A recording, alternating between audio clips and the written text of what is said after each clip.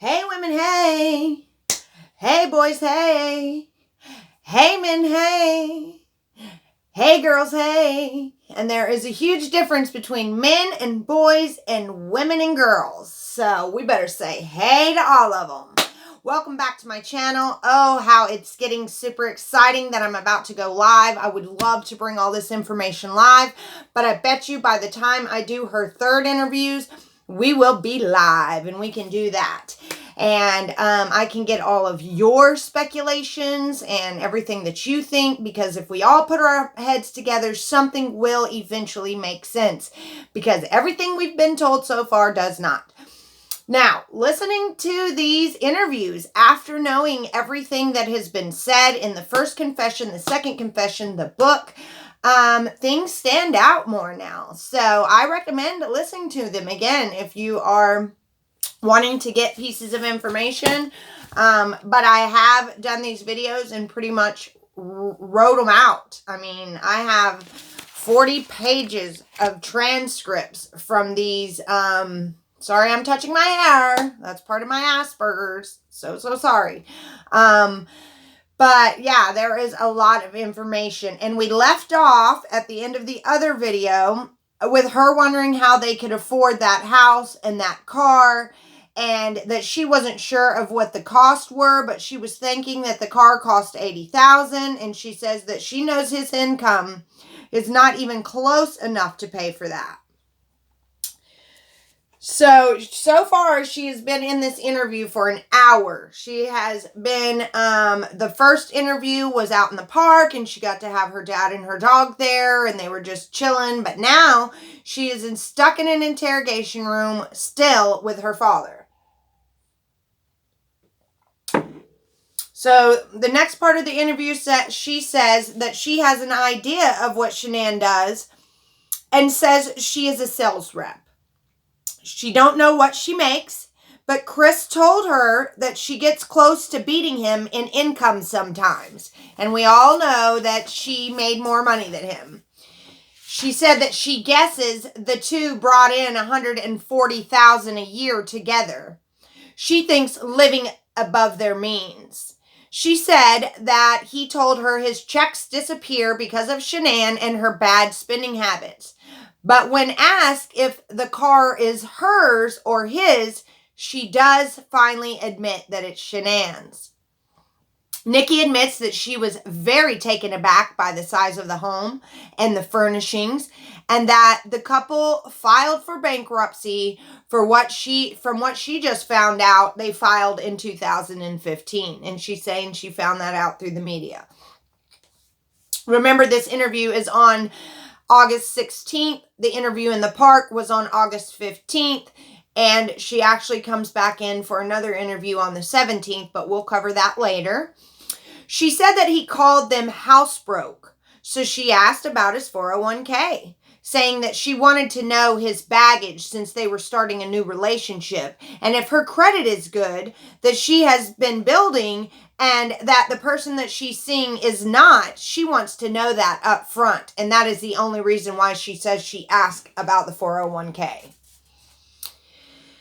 He told her yes. She asked if his lifestyle was sustainable, and Chris said no. She did not know where the girls went to school because Chris told her not to worry about it since it was central, because she did ask whenever she was looking for Chris an apartment. She wanted to know where the girls went to school so she could look at apartments in that area, and Chris would not tell her and said that it was pretty central to everything, so it did not matter.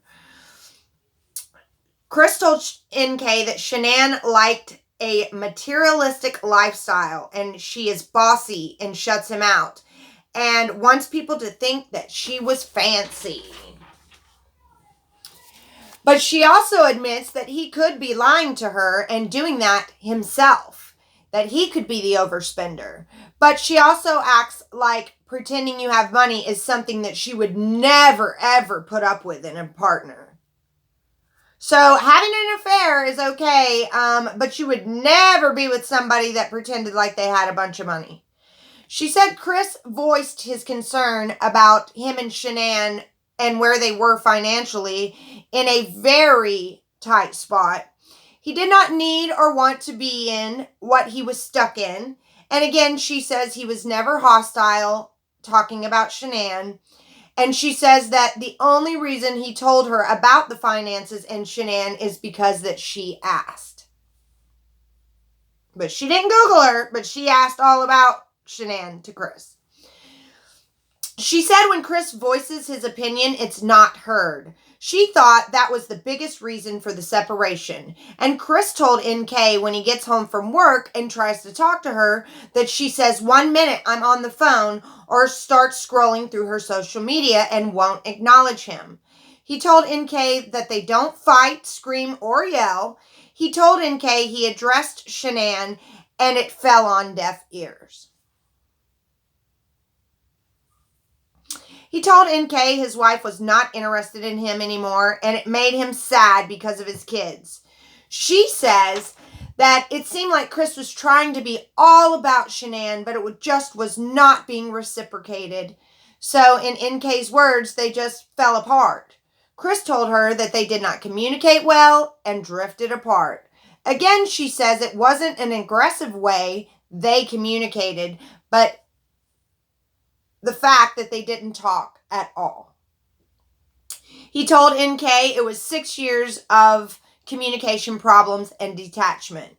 She says that she told Chris, that's a long time. You were only married 8 years. That's the majority of your marriage. And he said that he said something along the lines of, sometimes I just think we are doing it for the kids. Again, she says she can't remember verbatim, but along those lines.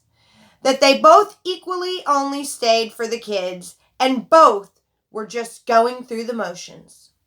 He told NK that she was cool with breaking it off and 50-50 custody and being really civil. They both did not think it was going to work out. She reiterates that she did not know about the pregnancy, that he never told her, that she never found out until now because of the media. She says that he lied because he knew that if she had known he had a child on the way, she would have never wasted the time with him in the first place. Her next statement is a little chilling to me, that she is aware of this, but she says none of this would have occurred had he just told her the truth. So she's pretty much saying, had she known he had a kid on the way, that she would not have been with him. So she had to make him feel some type of way about his kids. She is saying that had she known that Shanann was pregnant, she would have never, ever went out with him. And maybe she expressed that to him. Maybe she said, if she ended up pregnant, I would never be with you. Or if that baby ended up being yours, I would never be with you. And so he knew Shanann had a doctor's appointment the next day and that she was going to post on her social media about the doctor's appointment and about the gender of the baby. She was busting at the seams to tell people. And so he made sure that she not only did not get to that doctor's appointment, but that she was not able to post.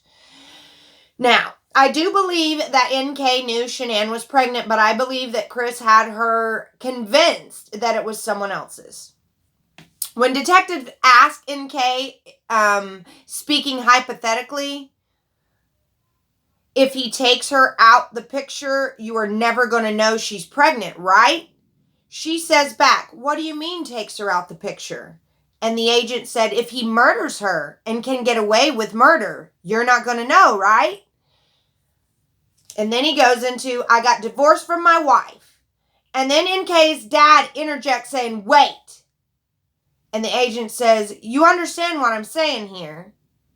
And the agent goes into, if she's gone. NK interrupts the agent and said, but this.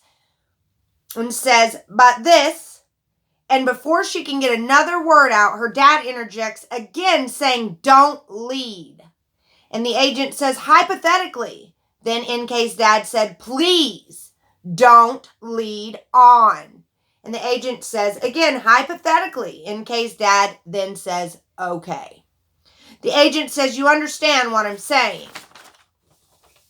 NK's dad says back, but you're leading into questions that are nothing with your And the agent won't even let him finish what he's saying, which I wish I would have known what he was going to say.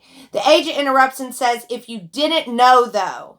NK's dad says, wait, Nick, to his daughter. Agent says that she was there. NK's dad gets assertive and says, did you not hear what I said? And the agent responds by saying, yes, I'm following you. I just want her to answer a question that relates to something NK said that was important. That if she did not know about the child on the way, she would have not continued the relationship. But if she didn't know the child was on the way, she would have. NK interrupts, but he killed his kids, and what point does he think I'm going to be in a relationship with him? And the agent says, but I'm not talking about the kids. I'm speaking specifically about Shanann. Then the agent asked if the kids were alive, and he called and said, I'm divorced now, and got away with killing Shanann. She interrupts saying, no, I still wouldn't do it, because I would always wonder where the wife went. She said she was under the impression she is a really good mom. He never bashed her momming skills. She reiterates that she did not know she was pregnant. She says, no, no, no, no. So 4 times. She says again she did not know at all, and it would not have made sense to her that they were separated if she knew he had a baby on the way. She says had he told her, she would have thought he was just trying to get into her pants, and she goes as far as saying if she had known, she would have shut it off at work and ended it right there. She don't remember when Chris gets back from North Carolina, but knows it's in August. She says she has seen him a few times. This past Saturday and Wednesday before that. She states he wanted to see her more, but she wanted her space and told him to go home to the kids on Saturday. Even Wednesday, she cut it short. He came for a few hours, and then she sent him home to his kids. She says on Wednesday it was at her house, so she saw him, and Saturday was a place she always went to with her dad called the Lazy Dog. But a different one, 144th and I-25, she says. She says he did not mention a Rockies game, but the Broncos were playing preseason, but because they sat them in crappy seats, they couldn't see the TV. She says she can't remember the time, but Chris had to be home at 10 p.m. She says that he got to her house at 5 p.m., 5:30. And why did Chris tell NK he had to get kids used to the sitter? She said that he couldn't get to her house until around 4:30 and that the babysitter came about 4, but he had to get the kids acclimated to the babysitter and transition them.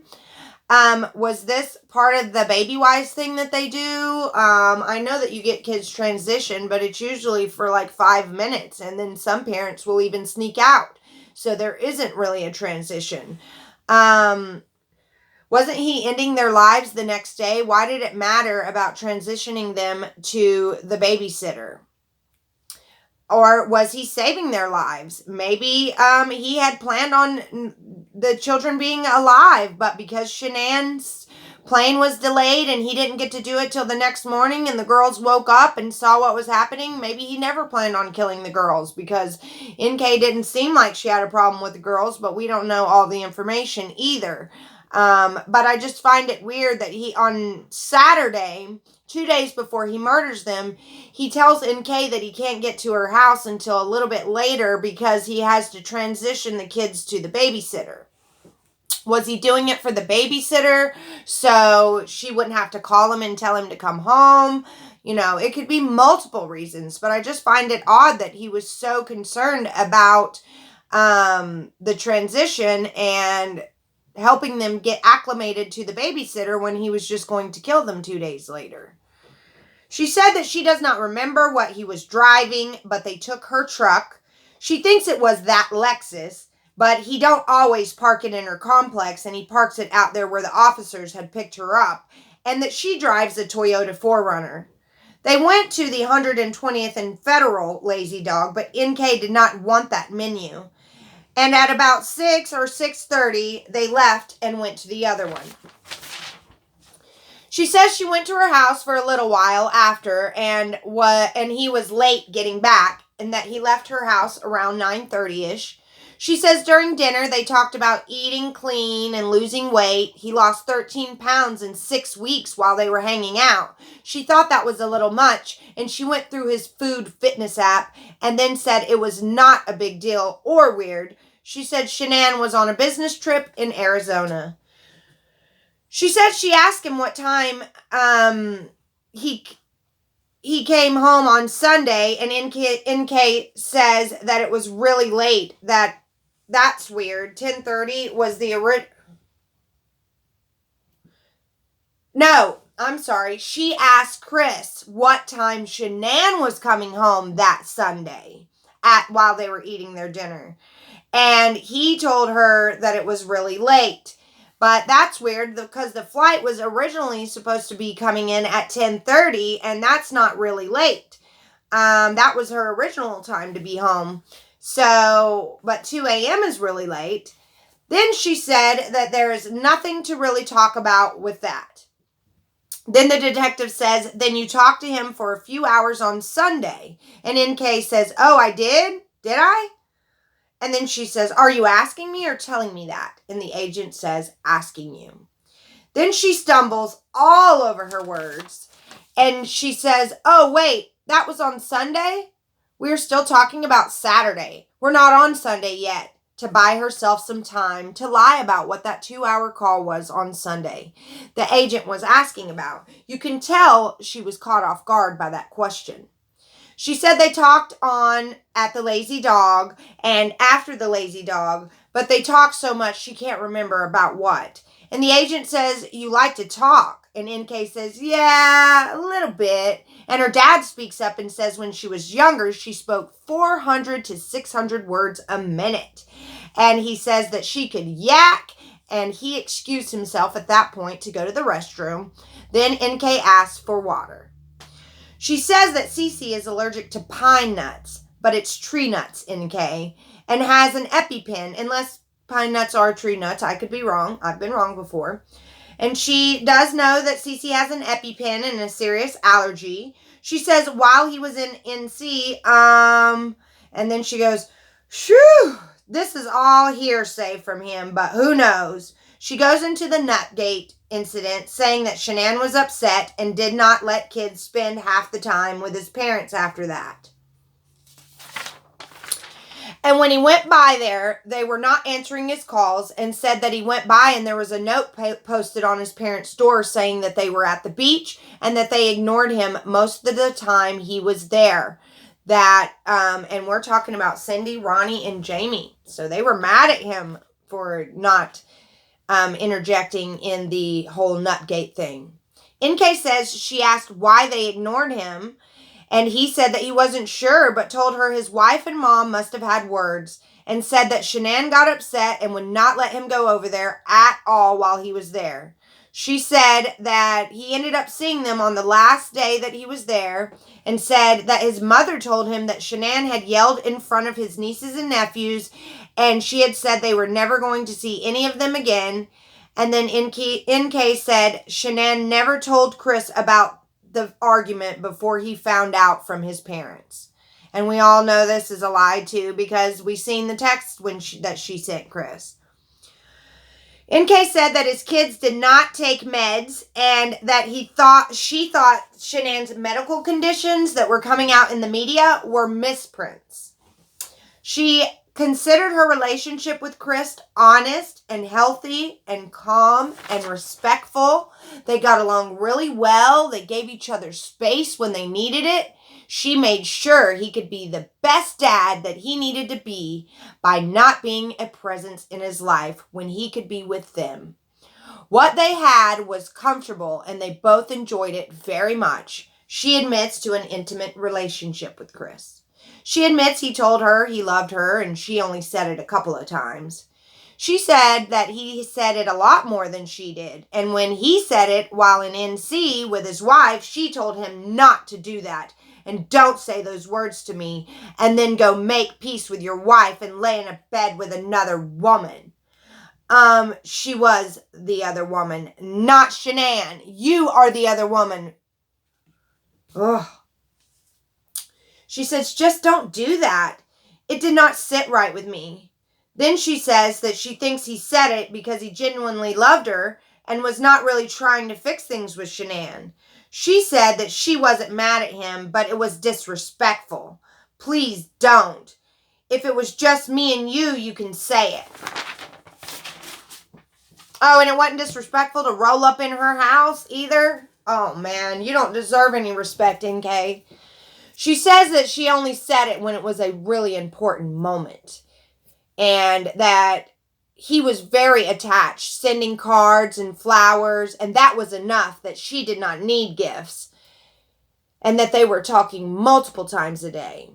She says that even when Shanann was home, they spent a lot of time together, and then she still had her own life and went out of town one week for her birthday, the last few days of June until July 3rd.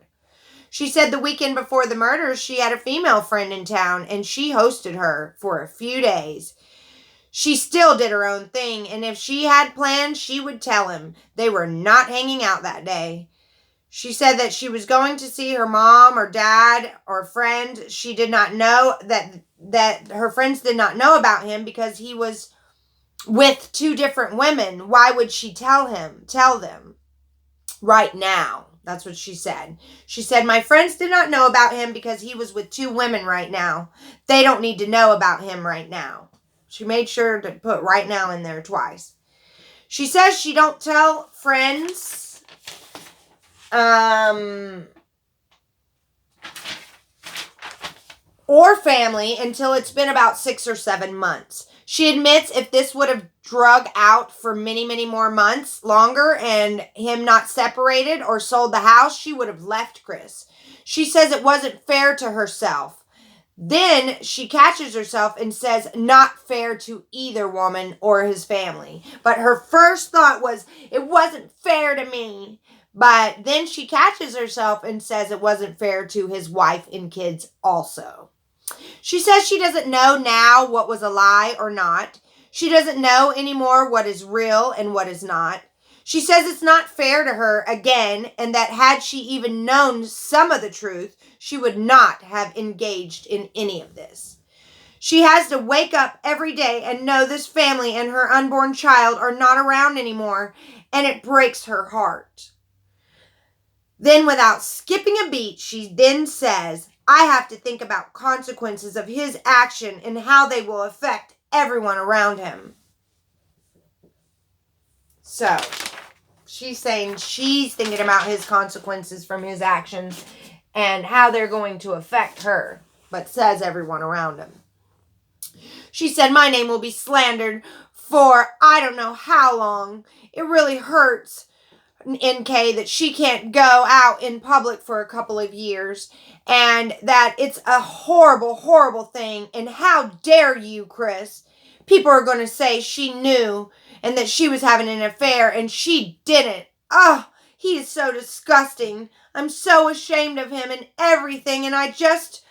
Oh, those little girls. They're so little. And her fake cry. They're so little. And another fake whimper. NK's dad says he wants to make sure there is resolution, and that's why we came to pound it down till there's nothing left. Sniffle, sniffle from NK. It's so sad. And she's pregnant. You knew that. She says, oh God, they're so cute and so little. Why? 5 times. She says, why? And how I don't understand how you can bring yourself to do that. Like that. And then a big fake cry again. Yeah, fake cry. NK then declines a minute to step out and cry and says she's going to chill with her eyes closed a minute. She still has not brought up the 111-minute phone call on Sunday. But then she's immediately fine and says that she can't believe this is happening, but wants to keep going. She says that they are just now getting to the meat of the story. Then the agent finally brings up that 9 p.m. to 11 p.m. phone call on Sunday night. She in turn says they talked a few times that night and then immediately stalls and says she needs to think. She can't think straight. She says that Sunday night and then pauses and says, I don't even know. I wasn't concerned about anything at that point. And then the agent started reminding and she says, oh, I still don't remember. But she remembers it was a long convo. Then she changes the subject and says that the phone convo was probably nothing of relevance. She goes on this rant about no TV in the basement, but she heard on that night when they were talking that she thought on that night, the only thing she remembered about the 111-minute phone conversation on Sunday, all of a sudden, was that she heard a TV that night when they were talking. And she thought it was weird because there was not one in the basement. And did she lose it on Chris when she realized that he was upstairs in the bedroom watching TV? Before his wife got home? But she said she did not know what room he was in. She says that she went in through the garage and the front door the times that she was over.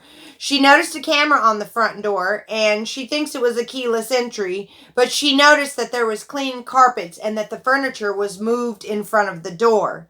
She said she knew about the camera because of the media. She said she thought during that call that maybe he is waiting up for her. She remembers him saying he needed to go straight to the field on Monday morning, but doesn't say the next morning. So if they're talking on Sunday night and he says he needs to go to the field on Monday morning, why would he say Monday morning? Wouldn't he say tomorrow?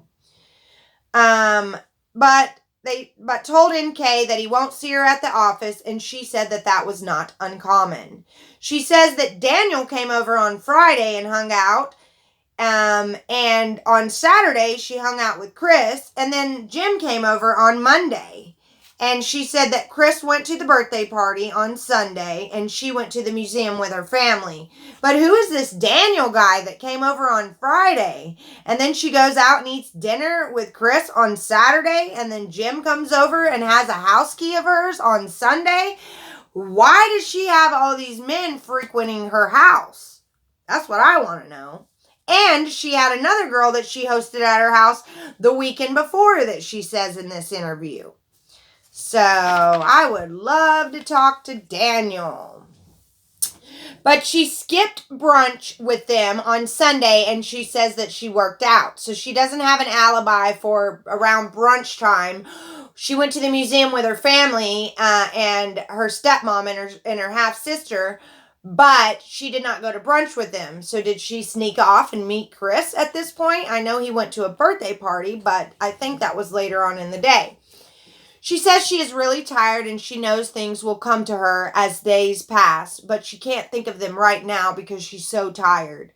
She says she never seen him that Sunday, but thinks that she cleaned her house for the rest of the day. But she's not sure, but she thinks she chilled at her house. She left work at 3 on Monday, and Jim was at her house when she got home, since he has a key to her place. And she keeps eluding the Sunday 111-minute phone call. She says every day they just randomly text each other, but some days she gets busy and they don't text until 2 p.m. because she is just like busy.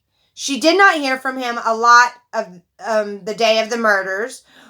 What he finally texted her later that day was not alarming, but she can't remember what he said.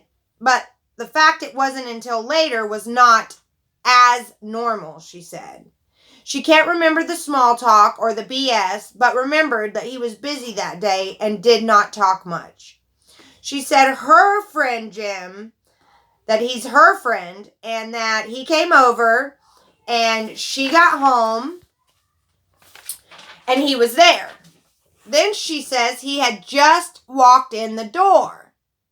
And I remembered, like, briefly after he got there, I checked my text. So she says at first that he was there when she got there. And then she says he had just walked in the door. So which was it? He was there when you got there, or he had just walked in the door? I remember like briefly after he got there. So you would have to be there if you remember briefly after he got there. You see, he wouldn't have been there when you got there. So you just completely contradicted yourself in this statement.